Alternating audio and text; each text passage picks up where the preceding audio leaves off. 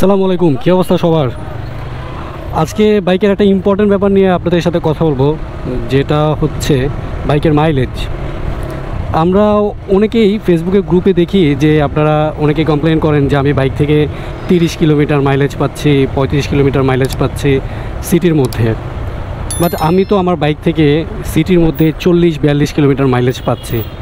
এখন আমি কেন 40-42 মাইলেজ পাই, আপনি কেন 30-35 মাইলেজ পান? এইটা অনেকটা ডিপেন্ড করে আপনার বাইক রাইডিংয়ের স্কিলের উপরে, আপনি কীভাবে বাইকটা রাইড করতেছেন সেটার উপরে। আপনি দেখেন, এখন আমার গাড়ি আছে ফার্স্ট গিয়ারে, আমার আরপিএম আমি সর্বোচ্চ ফার্স্ট গিয়ারে উঠাই 3000 থেকে 4000, সর্বোচ্চ 4000 পর্যন্ত নেই। এখন আমি চাইলে কিন্তু এই যে এই রাস্তাটা, এটা আমি ভঁ করে একটা টান দিয়ে 5000 আরপিএম উঠে তারপর সামনে গিয়ে আমি ব্রেক করতে পারি। ব্রেক করতে পারি কি, ব্রেক করতে হবে আমাকে। এই যে দেখেন, আমার গাড়ি হচ্ছে থার্ড গিয়ারে 35 স্পিড, আমার আরপিএম হচ্ছে 3500-এর মধ্যে। যখন আমি সামনে জ্যাম দেখবো, আমি আরপিএমটা ছেড়ে দেবো। এই যে আমার সামনের বাইকটা দেখেন, ওই স্পিডে যাচ্ছে। ও যখন সামনে যাবে, কোনো গাড়ি দেখবে, ও কিন্তু জ্যামে পড়লে তখন ব্রেক করবে। তো এত স্পিডে, এত হাই রেপ না করে গাড়ি যখন আপনি আস্তে ধীরে প্রত্যেকটা গিয়ার মেনটেন করে সুন্দর করে ব্রেক করবেন, ক্লাচ করবেন গাড়ি ঠিকঠাকভাবে, তখন আপনি অটোমেটিক্যালি আপনি মাইলেজ 40-42 পাইতে বাধ্য। মানে আমি যদি এখানে হাই রেপ করে 5000-6000 আরপিএমে টাইনা গিয়া তারপর হাত ব্রেক করি, তাহলে আমার মাইলেজ ড্রপ করবেই, স্বাভাবিক। আপনি গাড়ি যত বেশি হাই রেপ করবেন তত বেশি গাড়ি তেল খাবে।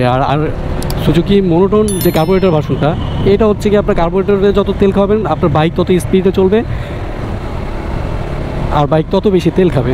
এই যে সামনের জ্যাম, আমি যদি এখানে 60-70 স্পিডে আসতাম, আইসা কিন্তু আমার ব্রেক করা লাগতো। এই যে আমি 30-35 স্পিডে ছিলাম, আমার অল্প একটু ব্রেক করতে হয়েছে, এর মধ্যে আমার গাড়ি কন্ট্রোলে চলে আসছে।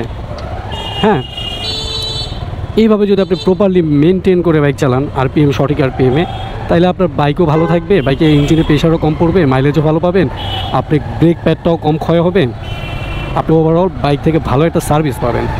আর আপনি যখন উচ্চ গতিতে বাইক রাইড করবেন, তখন আপনার অ্যাক্সিডেন্ট হওয়ার পসিবিলিটি থাকবে, বাইকে তেল বেশি খাবে, ব্রেক প্যাড দ্রুত ক্ষয় হয়ে যাবে, কারণ আপনার ঘন ঘন ব্রেক করা লাগবে, হাত ব্রেক করা লাগবে, বাইকের ইঞ্জিনের পিস্টন, ক্লাচ প্লেট, এগুলোর উপরে প্রেশার পড়বে। তো এই কাজটা করা যাবে না। আর প্রত্যেকটা গিয়ারে 3000-4000 আরপিএম মেনটেন করে বাইক চালান, আর টপ গিয়ারে সর্বনিম্ন আরপিএমে গাড়ি চালানোর চেষ্টা করবেন, তাইলে সর্বোচ্চ মাইলেজটা পাবেন। এই মনোটন বাইক থেকে 50 কিলোমিটার পর্যন্ত মাইলেজ পায় অনেকে সিটির মধ্যে। আপনারা কতটুকু বিলিভ করবেন আমি জানি না, বাট আপনি যদি টানাটানি খেঁচাখেঁচি না করেন, তাহলে আপনার দ্বারাও পসিবল এই মনোটন বাইক থেকে 42-45 অনায়াসে বের করা।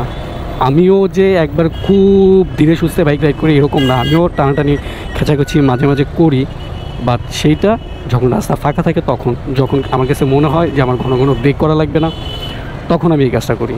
আর যখন আমি জ্যামের মধ্যে চালাই, তখন আমি আমার আরপিএমটা মেনটেন করি, 3000 আরপিএমের উপরে আমি আমার বাইক উঠাই না। সো যার কারণে আমি মাইলেজটাও ভালো পাই আলহামদুলিল্লাহ। আমি আমার মনোটন বাইক নিয়ে এখন পর্যন্ত আমার গাড়ি চলতেছে অলমোস্ট 20,000 কিলোমিটার, 19,716 কিলোমিটার অডোমিটারে আছে। সো এখন পর্যন্ত আমি আমার বাইকের ইঞ্জিনে হাত দিইনি। আমার বাইকে একবার আমি সামনে ব্রেক প্যাডটা চেঞ্জ করছি, আর 1-2টা এয়ার ফিল্টার চেঞ্জ করছি। এর বাইরে আমি আমার বাইকে কোনো কাজ করাইনি এখন পর্যন্ত। এবার বুঝেন কতটা মেনটেন করে আমার বাইকটা আমি চালাইছি। আর সবসময় ট্রাই করবেন ইঞ্জিন অয়েল, এয়ার ফিল্টার, এই দুইটা জিনিস প্রপারলি মেনটেন করার জন্য। এই দুইটা জিনিস যদি আপনি প্রপারলি মেনটেন করেন, তাহলে দেখবেন যে আপনি বাইক থেকে ভালো একটা মাইলেজ পাচ্ছেন। এর মাঝখানে আমি একবার স্পার্ক প্লাগও চেঞ্জ করছিলাম, যদিও না করলেও চলতো, আমি আরও কিছু কিলোমিটার চালাইতে পারতাম, বাট আমি চেঞ্জ করে ফেলছি। স্পার্ক প্লাগ, এয়ার ফিল্টার, এই দুইটা মাইলেজ ইনক্রিজ করতে অনেক বেশি সাহায্য করে। আর সেই সাথে তো আপনার বাইক রাইডিংয়ের যে ব্যাপারটা, রাইডিংয়ের যে স্কিলটা, যে ধরনটা, সেটাও অনেক বড় ইম্প্যাক্ট পড়ে। এই তিনটা জিনিস মেনটেন করে বাইক চালাবেন, আপনিও 40-42-45, ইভেন আপনি 50 কিলোমিটার মাইলেজ বের করে নিতে পারবেন আপনার বাইক থেকে। ধন্যবাদ সবাইকে যারা যারা মাইলেজ নিয়ে ভুগতেছিলেন। আশা করি তাদের কাছে এই ইনফরমেশনগুলো অনেক কাজে আসবে। তো যারা যারা আমার ভিডিওটা দেখছেন, দয়া করে চ্যানেলটা সাবস্ক্রাইব করে দেবেন, ভিডিওতে একটা লাইক কমেন্ট করে দেবেন, আর আপনার মূল্যবান কমেন্ট অবশ্যই করে যাবেন। ধন্যবাদ সবাইকে।